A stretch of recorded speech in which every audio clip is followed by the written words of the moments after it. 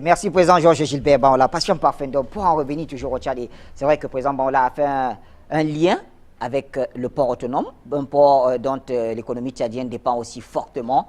Est-ce qu'on pourrait voir comme une sorte de proposition, de solution à la crise que traverse aussi le Tchad? On sait que le Tchad, notamment, traverse une période assez difficile sur le plan financier. En ce qui concerne le Cameroun, la situation est difficile, notamment sur le plan sécuritaire. Est-ce qu'il s'agit là d'une sorte d'échange et d'expérience? Je pense qu'il faut déjà commencer par se féliciter de cette très bonne collaboration qui existe entre ces deux États, qui ont des liens et qui ont une unité du point de vue de leur engagement respectif dans cette lutte-là contre la nébuleuse de Boko Haram. Nous avons apprécié à juste valeur la participation de ce pays frère qu'est le Tchad dans cette guerre. Mais nous avons aussi bien compris que c'était une action qui était de toute façon évidente, d'autant plus que le ravitaillement de ce pays frère était devenu problématique avec l'avancée de cette nébuleuse. Donc nous souhaiterions d'ailleurs au contraire que de telles rencontres puissent se faire le plus souvent pour mieux raffermir les liens, mais surtout communiquer en temps réel sur les difficultés que les uns et les autres ont par rapport à la mise en place, bien l'implémentation des stratégies, afin de pouvoir essayer de régler définitivement cette situation dramatique pour l'ensemble des peuples africains que nous sommes.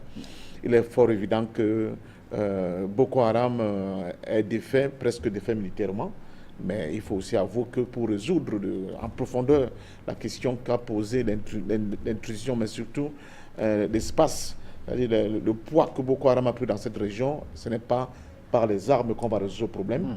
On sait bien que ce sont au-delà de la solution militaire, il faut voir autre chose. Il faut voir d'autres solutions qu'il faut mettre en place sur le plan social, sur le plan économique, sur le plan aussi, je reviens là-dessus souvent sur la manière dont l'islam a été perçu dans cette région, comment il s'est imposé dans cette région, de telle manière que les anthropologues, les ethnologues, les sociologues puissent aussi donner des solutions pour essayer d'aider, n'est-ce pas, les peuples de cette région-là à mieux comprendre ce qui s'est passé. Mais est-ce que ces pays, à eux deux seuls, ils peuvent prendre tout ce poids? Mais je pense qu'il faut commencer quelque part, comme on dit. S'ils ont déjà une feuille de route, un cahier de charges bien étoffé, et ce tandem-là pourra le proposer aux autres pays, n'est-ce pas, qui sont concernés par cette grave crise que sont le Niger, le Nigeria, et pour qu'ensemble, on puisse maintenant trouver vraiment une stratégie commune pour essayer d'éradiquer, si c'est possible, mais si ce n'est pas possible, au moins repousser pour très longtemps la capacité de nuisance de Boko Haram dans cette région. Mais comme nous le savons tous, Boko Haram continue de faire des morts. Chaque jour qui passe, on ne parle de c'est de plus en plus pour les populations qui ne sont pas dans le feu de l'action comme une espèce de guerre oubliée. Mais il ne se passe pas un jour sans qu'on n'entende pas qu'un membre du comité de vigilance a été tué, qu'il y a eu des razzias dans tel village où on a kidnappé des citoyens, on a pris des bêtes, etc. etc. Surtout cette région du lac Tchad qui est devenue aussi l'un des sanctuaires, du refuge de Boko Haram, qu'il faut rapidement nettoyer. Je vais un peu mettre les pieds dans le plat, patient parfait. Donc, est-ce qu'on pourrait s'attendre à la suite de cette visite du ministre René Sadi, qu'on retrouve plutôt les soldats tchadiens un peu plus concentrés du côté camerounais, je vais dire dans le bassin du lac Tchad, pour que l'armée camerounaise se concentre un peu plus dans cette autre crise qui secoue le nord-ouest et le sud-ouest du pays? Je pense que nous allons en venir tout à l'heure. Je ne suis pas pour une solution militaire dans la zone du nord-est et du sud-ouest. C'est ma position. Je pense que c'est une solution politique qu'il faudra trouver dans cette région.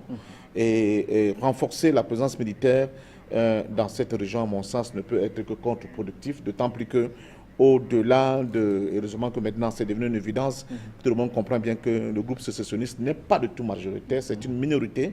La large majorité du peuple anglophone camerounais, on le sait très bien, n'est pas pour la participation de notre pays, est contre la sécession de notre pays. Je l'ai dit et redit sur ce plateau, mais maintenant les questions qui se posent qui ont été posées par comment dire ça, le peuple anglophone, mais même l'ensemble des populations camerounaises que nous sommes, qui sont des questions, par exemple, la forme de l'État, la nature de l'État, on va les aborder en profondeur. Oui, ces questions-là, on ne doit pas du tout essayer de penser qu'on va laisser faire le pourrissement et on va les régler en essayant de régler définitivement, ou bien militairement, en essayant de neutraliser les sécessionnistes minoritaires qui sont en train d'évoluer dans cet espace-là. Donc, pour revenir au Tchad, pour ne pas oublier le Tchad, parce que c'était ça votre question. Tout à fait. Oui, le Tchad a beaucoup de problèmes. Moi, je suis en contact avec beaucoup de Tchadiens.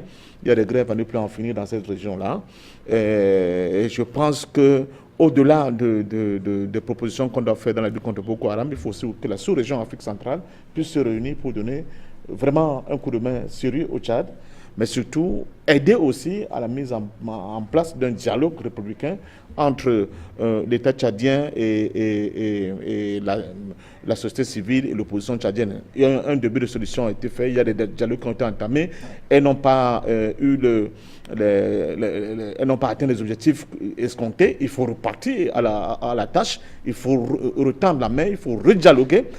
Peut-être ça veut dire qu'une partie n'a pas du tout été satisfaite des propositions qui ont été faites. C'est ça, quand on vit dans une société. Il faut continuer de négocier avec ces gens-là, avec l'ensemble de ces populations et de ces classes sociales pour que très rapidement le Tchad puisse retrouver une espèce de gentleman agreement républicain et qu'on puisse repartir de l'avant parce que le Tchad, c'est un pays qui nous est extrêmement cher dans le dispositif, n'est-ce pas, de la mise en marche, bien en branle de la fusée panafricaine.